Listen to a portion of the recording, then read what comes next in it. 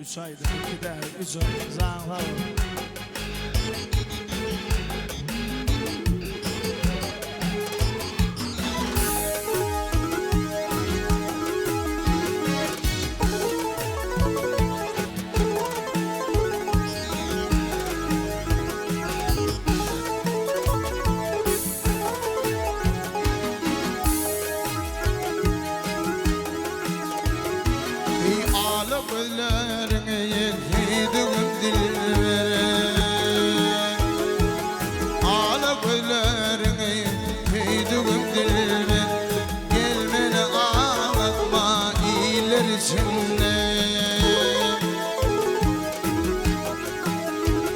Ay gördüm zamanı divanı oldum, yemin ettim dallar içinde.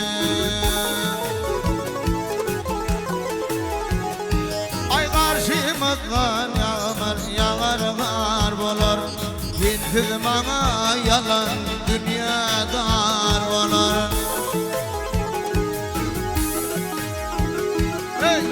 Menin dostum kimi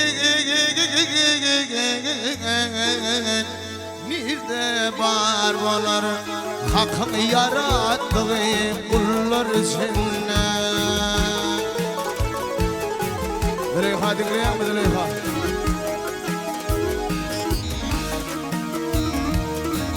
Ekatek.com birinci ekskluziv.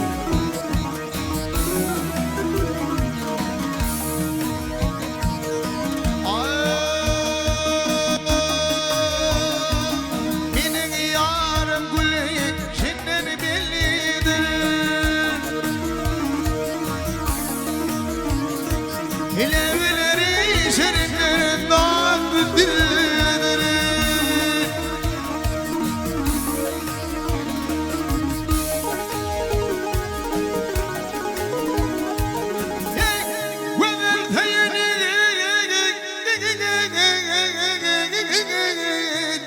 Neden bildirir?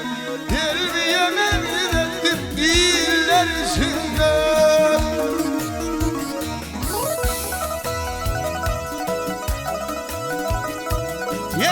Kara soğlanaydır yarımı var, yarımı varlığım, yâlülerini yüzümü yıkım.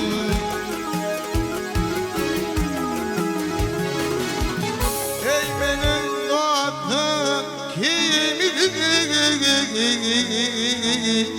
nide var olur, hakkı yarattığı kullar içine.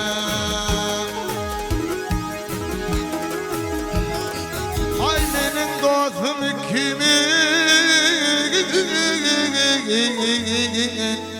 nide var olur, hakkı yarattığı kullar içine. Gelmeyemedi dallar içinde.